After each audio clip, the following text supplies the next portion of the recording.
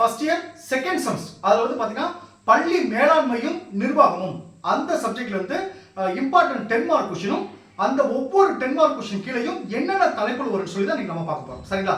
இதை வந்து பாத்தீங்கன்னா நம்ம ஆல்ரெடி நம்ம கிளாஸ்ல டைம் எல்லாத்துக்கும் நான் அனுப்பிச்சிட்டேன். இதை வந்து நீங்க நல்லா நோட் பண்ணி வச்சுக்கோங்க. உங்களுக்கு எக்ஸாமுக்கு வந்து ரொம்ப உதவியா இருக்கும்.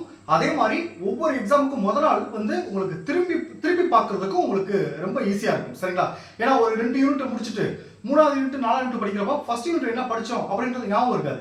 அதே இது இந்த பாயிண்ட்டை நீங்க லாஸ்டா ஒன் டைம் திருப்பி பார்த்துட்டு அந்த பாயிண்ட் வைஸா ரிலேட்டடா எழுதுறதுக்கும் உங்களுக்கு எக்ஸாம் வந்து ரொம்ப உதவியா இருக்கும். சரிங்களா? இன்னைக்கு வந்து பாத்தீங்கன்னா ஃபர்ஸ்ட் 3 யூனிட்டுக்கான இம்பார்ட்டன்ட் 10 மார்க் கொஸ்டினும் அதுக்குள்ள என்னென்ன தலைப்புகள் வரும் சொல்லி தான் நீங்க நம்ம பார்க்க போறோம். சரிங்களா?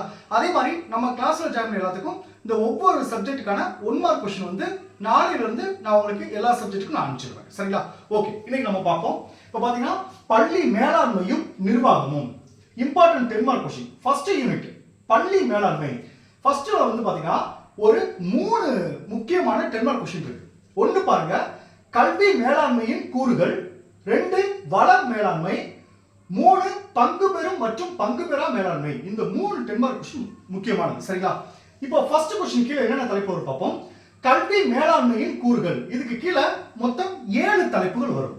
ஒன்னு பாருங்க, திட்டமிடல். 2 ஒழுங்கூறு அமைத்தல். 3 கட்டுப்படுத்துதல். 4 நெறிப்படுத்துதல். 5 ஒருங்கிணைத்தல். 6 மதிப்பிடுதல். 7 பதிவு செய்தலும் அறிக்கை தருதலும். இந்த 7 பாயிண்ட்டும் நீங்க மனப்பாடம் பண்ணிக்கங்க. அதே மாதிரி நான் அனுப்புற நோட்ஸ் வந்து எல்லாமே உங்களுக்கு பாயிண்ட் வைஸா இருக்கும். ஃபர்ஸ்ட் இந்த பாயிண்டை நீங்க மனப்பாடம் பண்ணிட்டு அதுக்கப்புறம் நான் அனுப்புற நோட்ஸ் எடுத்து அந்த ஒவ்வொரு லைனா ரீட் பண்ணுங்க, உங்களுக்கு ஈஸியா புரியும். சரிங்களா? ஓகே, இப்போ செகண்ட் क्वेश्चन பாருங்க, வள மேலாண்மை. இதுல என்னென்ன பாயிண்ட் பார்ப்போம். முதல் பாயிண்ட் பாருங்க, மனித வள மேலாண்மை. 2 பாருங்க, பொருள்சார் வள மேலாண்மை. இந்த பொருள்சார் வள மேலாண்மை கீழே ரெண்டு தலைப்பு இருக்கு. ஒன்னு நுகர்பொருள் அல்லது நீடித்த நிலைக்காத பொருள்கள். 2 நீடித்து உழைக்கும் நுகர்வு சாரா பொருள்கள். இந்த பொருள்சார் வளமை கீழே 2 பாயிண்ட் வரும். சரிங்களா?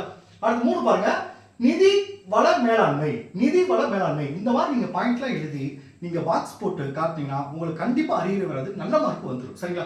அதே மாதிரி நான் உங்களுக்கு நோட்ஸ் அனுப்புறப்ப ஒவ்வொரு கொஸ்டினுக்கும் முக்கியமான விஷயத்த நான் பாக்ஸ் போட்டு கொடுத்துருப்பேன். அந்த மாதிரி நீங்க பர்சன்டேஷன் பண்ணுங்க, உங்களுக்கு எக்ஸாம் உதவியா இருக்கும். சரிங்களா?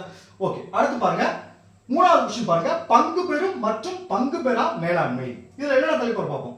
முதல் தலைப்பு பாருங்க, பணியாளரின் பங்கேற்பில் செல்வாக்கு செலுத்தும் 4 செயல்முறைகள். 2 பாருங்க, பங்கு பெறும் மேலாண்மையின் நன்மைகள். 3 பங்கு பெறும் மேலாண்மையின் தீமைகள். 4 பங்கு பெறா மேலாண்மை. 5 பங்கு பெறும் மற்றும் பங்கு பெறா மேலாண்மையின் ஒரு ஒப்பீடு. இந்த 3 கொஸ்டின் தலைப்பு இதுதான். சரிங்களா? அடுத்து செகண்ட் யூனிட் பாருங்க, மேலாண்மை அணுகுமுறைகள். இதுல வந்து பாத்தீங்கன்னா ஒரே ஒரு கொஸ்டின் தான் இருக்கும். செகண்ட் யூனிட் வந்து பாருங்க ரொம்ப கவனமா இருக்கணும். ஒரே கொஸ்டின் தான், அதுக்கு கீழே நிறைய தலைப்புகள் வரும். சரிங்களா? அந்த தலைப்புகள்ல எது முக்கியமா 10 மார்க் கேட்கறதுக்கான வாய்ப்பு இருக்கு அதை நான் சொல்லிடுறேன். அந்த 10 மார்க் அதிகமா படிச்சுக்கோங்க. மற்றதெல்லாம் 5 மார்க் அந்த ஒரு 2 பேஜ் வர மாதிரி படிச்சா போதும். சரிங்களா? பாத்தீங்கன்னா இந்த மதிப்பீடுகளில் உள்ள அணுகுமுறைகள் வகைகள். இதுல வந்து பாத்தீங்கன்னா கிட்டத்தட்ட எத்தனை அணுகுமுறைகள் இருக்குன்னா 7 அணுகுமுறைகள் மொத்தம் கொடுத்துருக்கேன். இதுல 7 அணுகுமுறைகள்ல எது சார் 10 மார்க் கேட்கலாம் வாய்ப்பு இருக்கு அப்படின்னு நான் சொல்லிடுறேன் பாருங்க. எப்படி கொஸ்டின் கேட்கலாம், கல்வி திட்டமிடலில் உள்ள அணுகுமுறைகளின் ஏதேனும் 3 வகையை விளக்குக அப்படி கேட்கலாம். இல்ல பொதுவா கல்வி திட்டமிடலில் உள்ள அணுகுமுறைகளின் வகைகளை விவரின்னு கேட்கலாம். நீங்க வந்து கரெக்டா அந்த 5.5 பக்கம் 6 பக்கம் வர்ற மாதிரி நீங்க எழுதுறீங்க. சரிங்களா? அதே மாதிரி குறிப்பிட்ட ஏதாவது இண்டிவிஜுவலா ஏதாவது ஒரு டாபிக் மட்டும் எடுத்து 10 மார்க் கேட்கலாம். சரிங்களா? ஃபர்ஸ்ட் क्वेश्चन பாருங்க, சமூக கோரிக்கை அணுகுமுறை. இத வந்து உங்களுக்கு 10 மார்க் கேட்கவும் இண்டிவிஜுவலா 10 மார்க் கேட்க வாய்ப்பு இருக்கு. அதுல வந்து பாத்தீங்கன்னா ஒரு 3 தலைப்பு இருக்கு. 1 சமூக கோரிக்கை அணுகுமுறையில் இடம்பெறும் படிநிலைகள். 2 சமூக கோரிக்கை அணுகுமுறையின் நன்மைகள். 3 சமூக கோரிக்கை அணுகுமுறையின் குறைபாடுகள். இந்த 3 இருக்கு.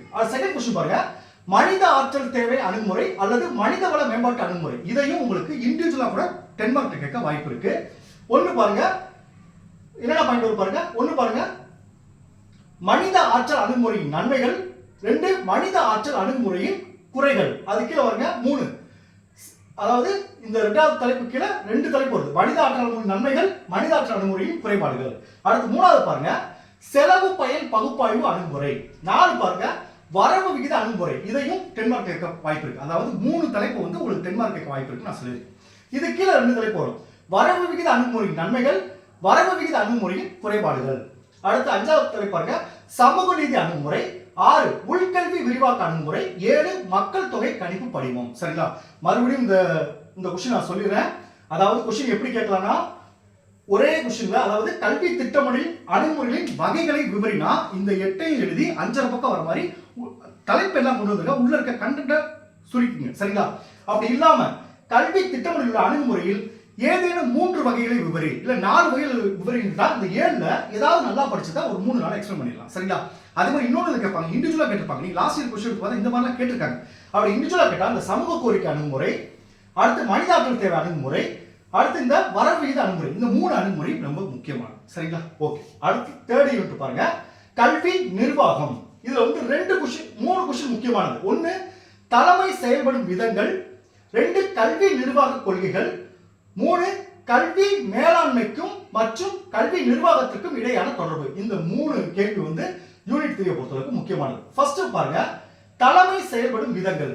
முதல் பாயிண்ட், நெறிப்படுத்தும் அல்லது சர்வாதிகார தலைமை 1. 2 பாருங்க, பங்கு பெறும் அல்லது ஜனநாயக தலைமை. 3 பாருங்க, அவரவர் விருப்பப்படி இயங்க அனுமதிக்கும் தலைமை அல்லது ஆதரவளிக்கும் தலைமை. 4 பாருங்க, அறிவை நோக்கமாக கொண்ட தலைமை. 5 பாருங்க, பணி சார்ந்த மற்றும் உறவுகள் சார்ந்த தலைமை செயல்படும் பணிகள். இது கீழே 3 பாயிண்ட் இருக்கு. 1 பணி சார்ந்த தலைமை பணி, 2 உறவு சார்ந்த தலைமை பணி, 3 பணிசார் தலைமைக்கும் உறவுசார் தலைமைக்கும் உள்ள வேறுபாடுகள். செகண்ட் क्वेश्चन பாருங்க, கல்வி நிர்வாக கொள்கைகள். இதுல முதல் பாயிண்ட் பாருங்க, பாரம்பரிய அமைப்பு கொள்கை. இந்த முதல் பாயிண்ட் கீழே என்ன வரும் பாருங்க, முதல் பாயிண்ட் கீழே ஒரு பாயிண்ட் இருக்கு, அது அறிவியல் மேலாண்மை கொள்கை. இந்த அறிவியல் மேலாண்மை கொள்கை கீழே என்ன வரும் பாருங்க, 1 அறிவியல் பூர்வமாக பணி பகுப்பாய்வு, 2 பாருங்க பணியாளர் தேர்வு, 3 நிர்வாக ஒத்துழைப்பு, 4 செயல்பாட்டு மேற்பார்வை, 5 செயல்திறன் தரநிலைகள், 6 வேறுபட்ட ஊதிய விகித அமைப்பு. அதாவது என்னன்னு பாத்தீங்கன்னா, இந்த ஃபர்ஸ்ட் தலைப்பு கீழே ஒரு தலைப்பு வரும், இந்த தலைப்பு கீழே தான் இது வரும். இதை மட்டும் நீங்க தனியா பாக்ஸ் போட்டுக்கணும். சரிங்களா? அடுத்து 2வது தலைப்பு பாருங்க, நிர்வாக மேலாண்மை கொள்கை, 3 விமர்சன முறையிலான கல்வி நிர்வாகம், 4 மனித உறவுகள் அணுகுமுறை, 5 நடத்தை சார் அறிவியல் முறை. இது கீழே 2 தலைப்பு வரும். 1 கல்வி நிர்வாகத்தில் மெக்ரிகரின் எக்ஸ் கொள்கை மற்றும் ஒய் கொள்கை, 2 பாருங்க நடத்தை சார் அறிவியலுக்கு பிந்தைய சகாப்தம். சரிங்களா? அடுத்து தேர்ட் क्वेश्चन, லாஸ்ட் क्वेश्चन பாருங்க, கல்வி மேலாண்மைக்கும் மற்றும் கல்வி நிர்வாகத்திற்கும் இடையேயான தொடர்பு. ஃபர்ஸ்ட் தலைப்பு பாருங்க, மேலாண்மைக்கும் நிர்வாகத்திற்கும் இடையேயான ஒற்றுமைகள். 2 பாருங்க, மேலாண்மைக்கும் நிர்வாகத்திற்கும் இடையேயான வேற்றுமைகள். அதுக்கு கீழே 2 தலைப்பு வரும். 1 நிர்வாகத்தில் மேலாண்மை செய்தலை மேலானது, 2 மேலாண்மை நிர்வாகத்தை விட மேலானது. அடுத்து 3வது தலைப்பு பாருங்க, கல்வி மேலாண்மை மற்றும் நிர்வாகம் இடையான ஒப்பீடு. இதுதான் இந்த 3 10 மார்க் क्वेश्चनக்கான. இப்போ நான் சொல்ல முடியுமே, நீங்க அன்னைக்கு படிச்சுட்டு உங்களுக்கு ஈஸியா இருக்கும். நான் அடுத்த கிளாஸ்ல இந்த சப்ஜெக்ட்டுக்கு பேலன்ஸ் இருக்க 2 யூனிட்டுக்கான இம்பார்ட்டன்ட் 10 மார்க் क्वेश्चन அதுக்கு என்ன தலைப்பு சொல்லிடுறேன். அதே மாதிரி அடுத்த கிளாஸ்ல இந்த சப்ஜெக்ட்டுக்கான 1 மார்க் क्वेश्चन நாளைக்கு நான் முடிச்சிடுறேன். அதுக்கு அடுத்த நாள் வந்து கற்றலுக்காக மதிப்பிடுதல் அந்த சப்ஜெக்ட் பார்ப்போம். அடுத்து கடைசி 2 நாள் வந்து அந்த குழந்தை பாதுகாப்பு மற்றும் உரிமைகள். அந்த கடைசி 2 நாள் அதை பார்த்துட்டு அப்படியே எக்ஸாம் போடுறப்ப நமக்கு கரெக்டாக இருக்கும். சரிங்களா? Okay, thank you students. நம்ம அடுத்த கிளாஸ்ல பார்ப்போம்.